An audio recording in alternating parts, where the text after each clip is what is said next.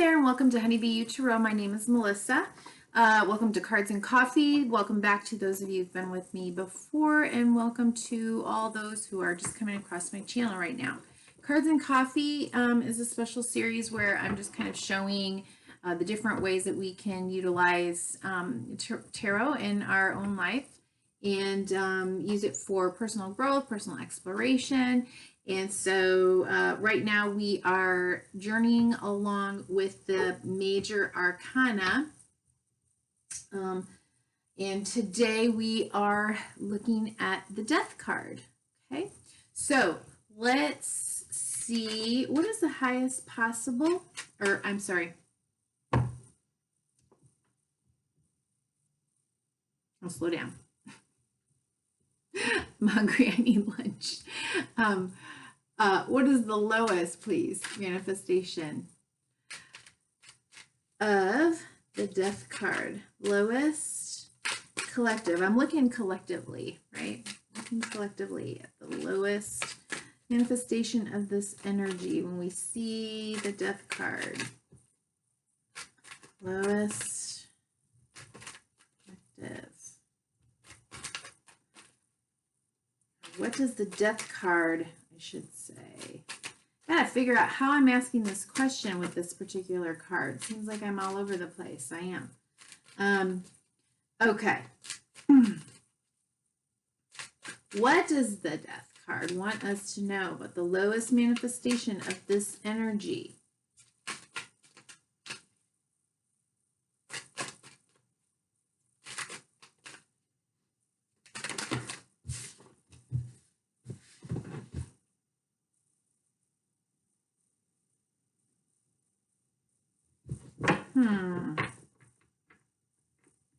Okay, so got 8 of Wands at the bottom of the deck and 6 of Swords. I really am struggling with this. I did this for myself earlier and got this card, and I don't. Lowest manifestation of the Death card. It's interesting because we have the caduceus there, right?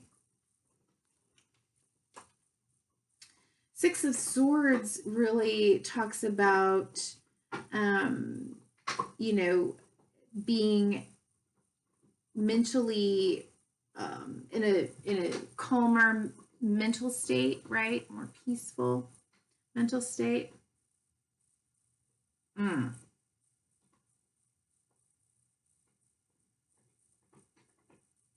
He's very balanced. He looks very balanced to me. And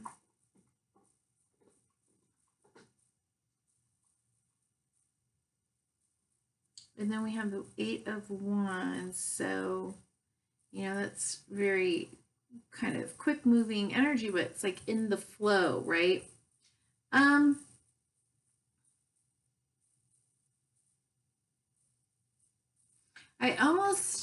Okay, this is what I want to say.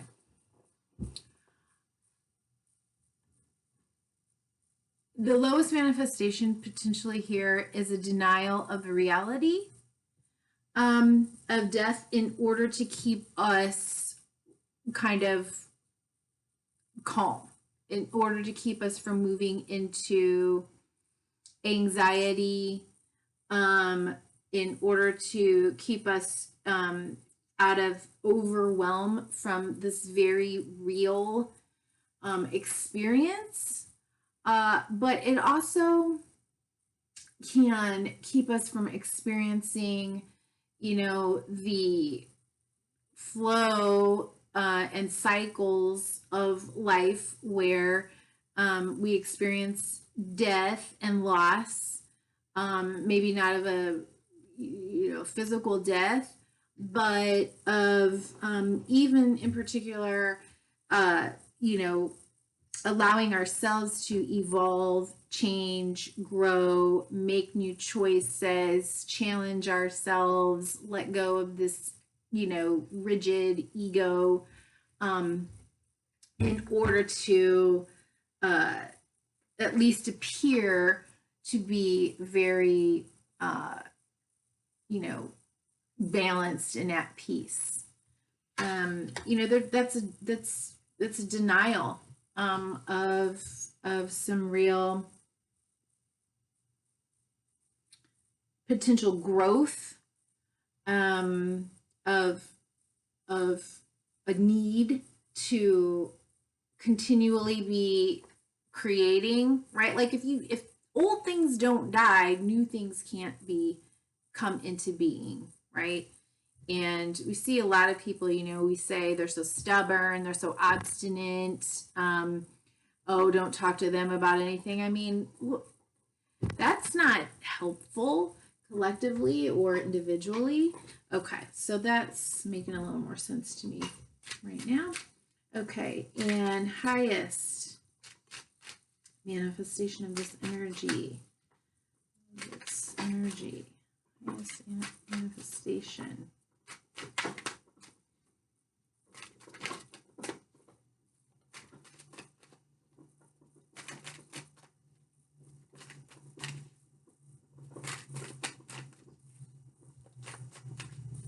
It's interesting, there's nothing sort of accidental, right, in these cards. Nothing on there that's not well thought out. And it looks to me like this is a, okay.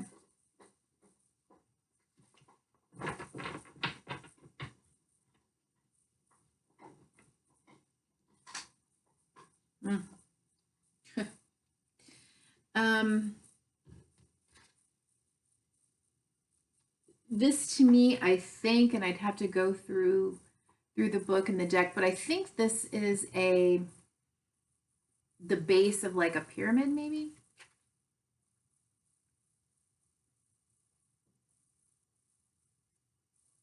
Where, people were, what's it called? Where they're like so preserved, right? To sort of like, again, in some way soothe the anxiety of the reality of death, right? And so, we're only seeing like a piece of that. I think it's a pyramid. Okay, highest manifestation, the High Priestess.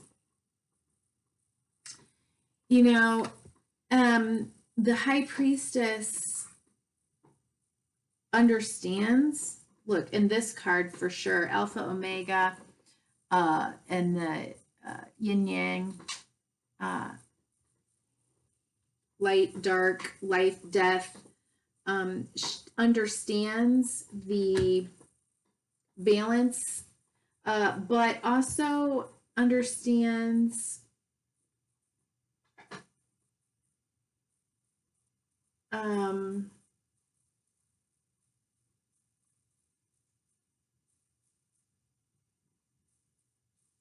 intuitively the flow,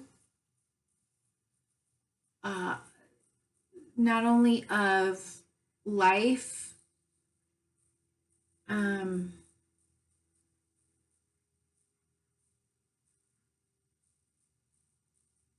but of energy, I kind of want to say. And the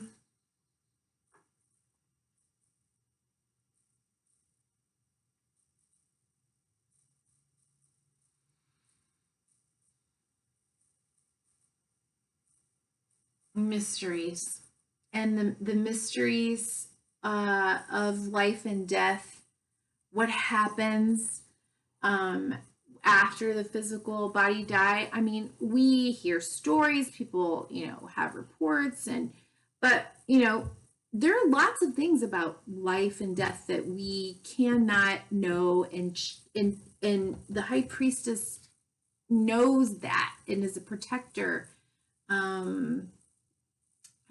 I don't know if I'm using that right. Protector.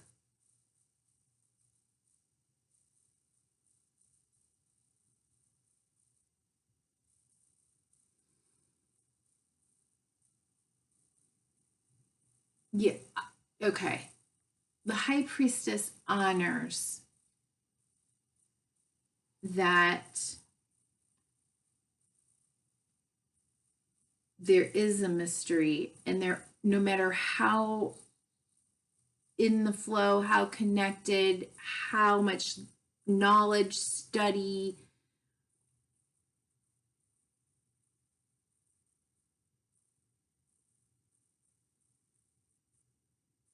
transcendence, whatever, there's a part of us in our human experience that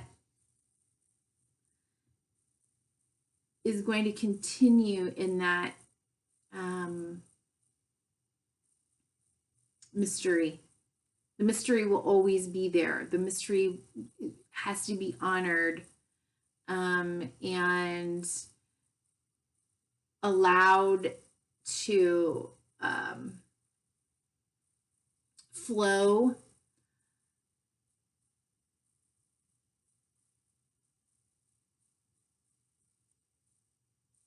And then we flow through us. But then we have the Prince of Cups here, right? So Scorpio, right? Scorpio, death card is the card of Scorpio. And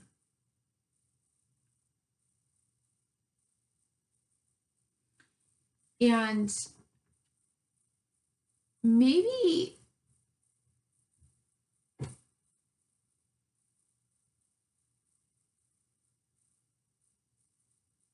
allow this mystery of life. I mean, there's no separation, you know, there's no separation from life, death. It's sort of this, right? It's yin yang. You cannot separate the two. I think allow that to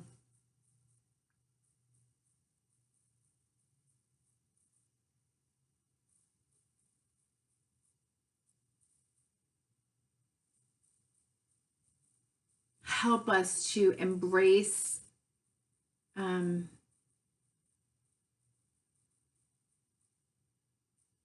life in all of its expression, I guess is kind of what I want to say.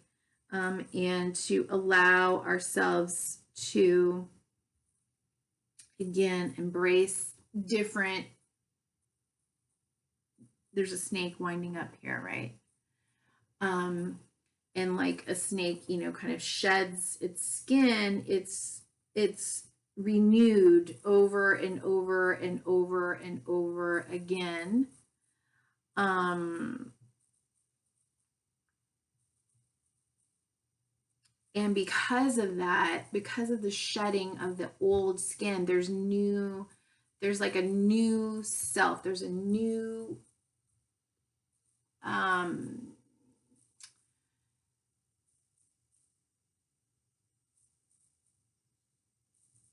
not only expression of life, but a new maybe way to experience life. That's healing. That's I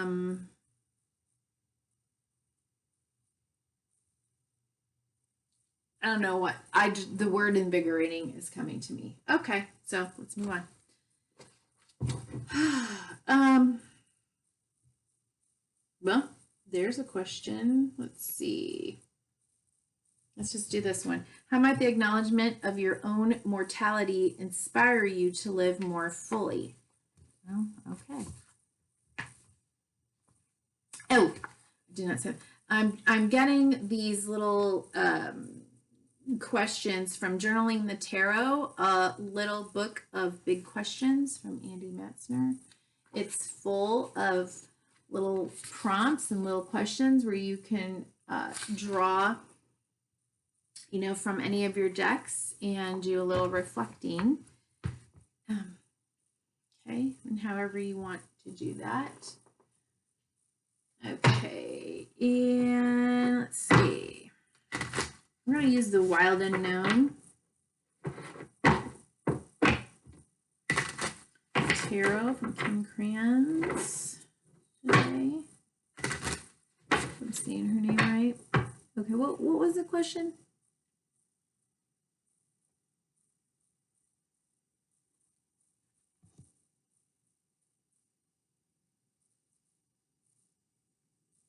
Did I say we're going to do how comfortable are you with your own mortality? Okay. How comfortable are you? It was just one question. How comfortable with you are you with your own mortality?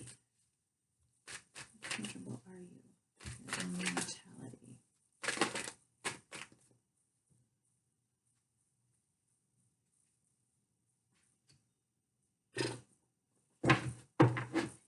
Well. We have the Seven of Swords now. Look at that. He doesn't look super comfortable. Right?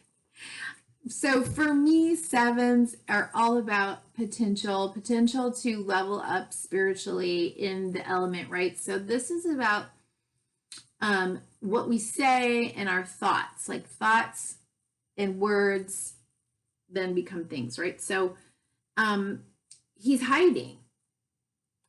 He's even lying on top of this seventh sword. There's something that's not being expressed. And I think potentially, you know, many of us say we're okay and we say, you know, I believe in the afterlife. I believe in something more. I believe. And yet, we can still be very unsure and, you know, afraid and maybe even unwilling to talk about that conflict or even talk about the very human part of us that is scared and that can be, you know, resistant because there's so much that is unknown and uncertain, right? So much that is unknown and uncertain. Oh, I didn't even see this. And then we've got the Nine of Swords. I mean, look at that card. You know, scary stuff. Yeah, and we've got the Hierophant here, like the teachings. You know, I just think it's important for us all to be able to embrace both, embrace the and. You know, I'm very human. I don't know what I'm scared of. Maybe I'm scared of the process rather than the actual, you know, event or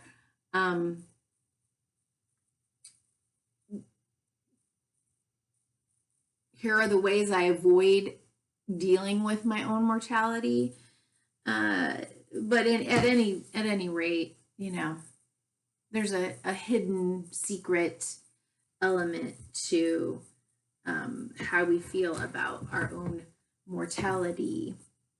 And what can you do in order to become more comfortable with the fact that one day you are going to die? How can you become more comfortable?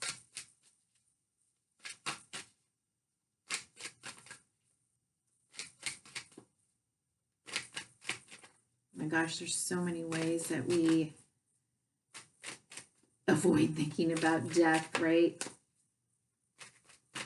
Or our own mortality. Every day I'm looking in the camera and I'm seeing my reflection and my wrinkles. I'm like, oh God, this is horrible, right?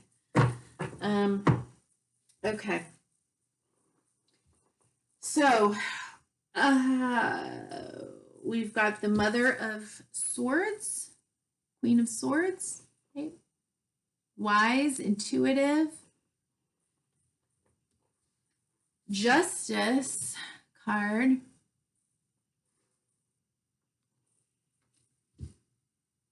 This is, again, we've got this black and white, right? Balanced energy here.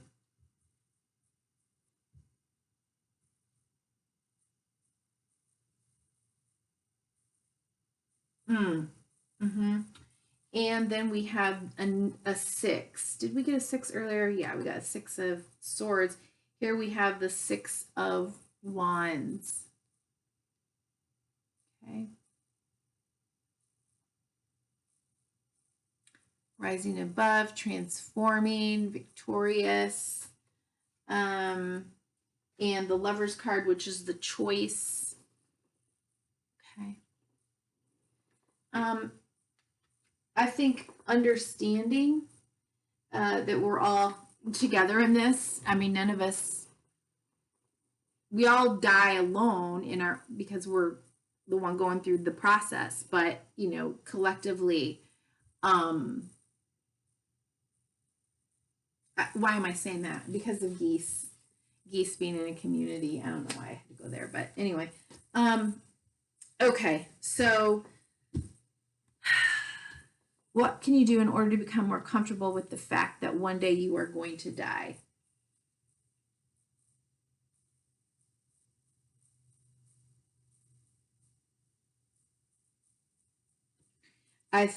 What I'm getting is to be, once again, to strive to live a balanced, wise life, to connect with your higher, wisest self, to embrace change, to embrace the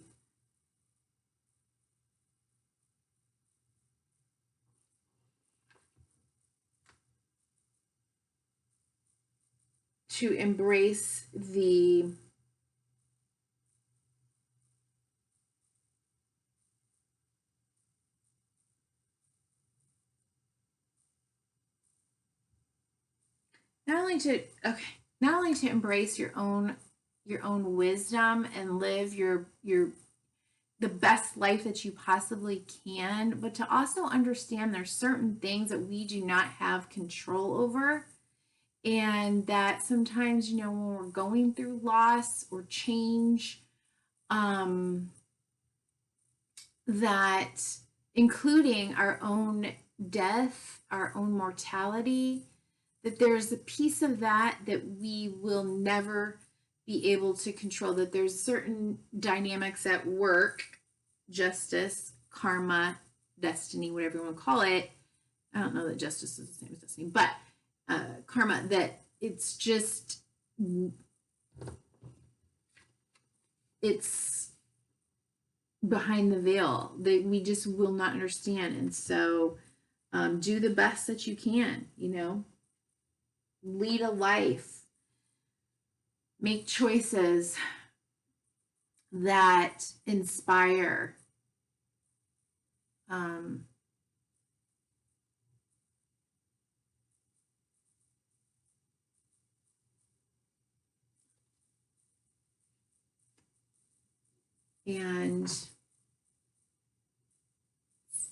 and embrace the struggles,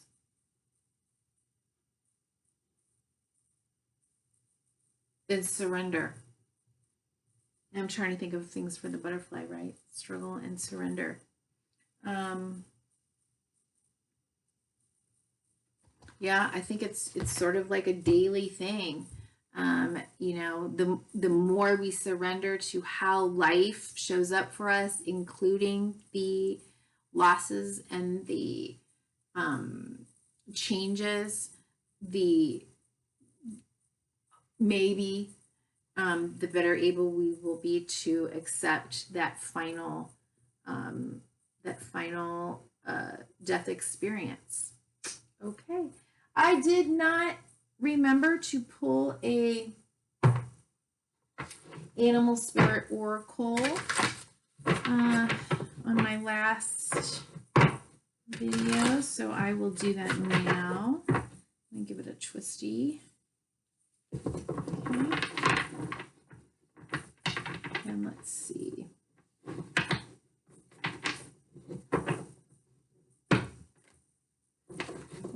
Shuffle.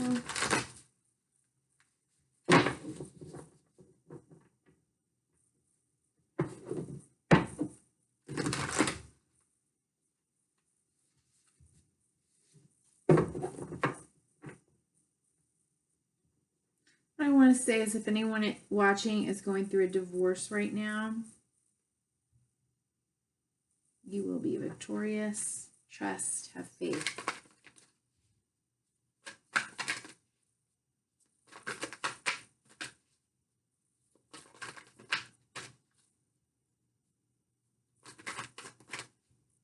Rise above any fears or negativity.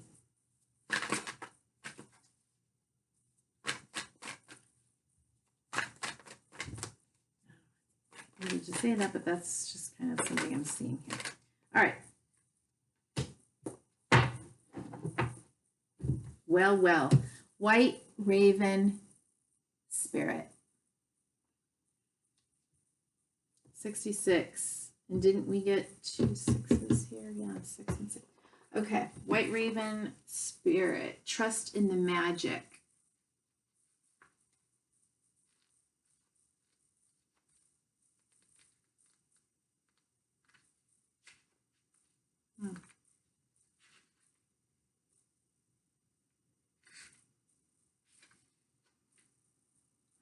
Nothing in the universe is random, for the intricate web of co-creation weaves together all events and has done so since the beginning of time. Coincidences have meaning, and the White Raven Spirit appears to remind you to pay attention to these synchronicities so that you might recognize patterns. Even the winds dance in a pattern, participating in the magic of Spirit's plan for all. Align with the highest good and intentions. Yeah. And you will see, this kind of thing here, and you will come to see that White Raven is guiding you, an ally to you and a messenger from Spirit. Align with the light and you will start to recognize that all is working together harmoniously in ways the eye can't always see and the mind can't always comprehend. The universe is conspiring on your behalf right now, drawing you to the light and bringing you the magic and miracles that are your birthright. Now is the time to trust in the magic of the world that is everywhere and in all things. Pay attention to how things come together as if by magic, and you will see the hand of Great Spirit arranging things in your favor. Okay, interesting message there. Now we got Vulture Spirit here at the bottom of the deck too. Nothing is wasted. Okay. So if you are going through change or loss at this time, trust. Okay. Okay. Thank you so much. You know, again, I'm needing to kind of slow down a little bit and kind of just enjoy some free time or some. Not free time, but to have a little more play in my life. And so I love doing this, but I may be slowing down just a tad. So for my channel, but you know, as long as I'm feeling good and I have the time and I'm balancing everything out, I will be here continuing to post for Cards and Coffee and then periodically for other readings. Okay. Be well. Bye-bye.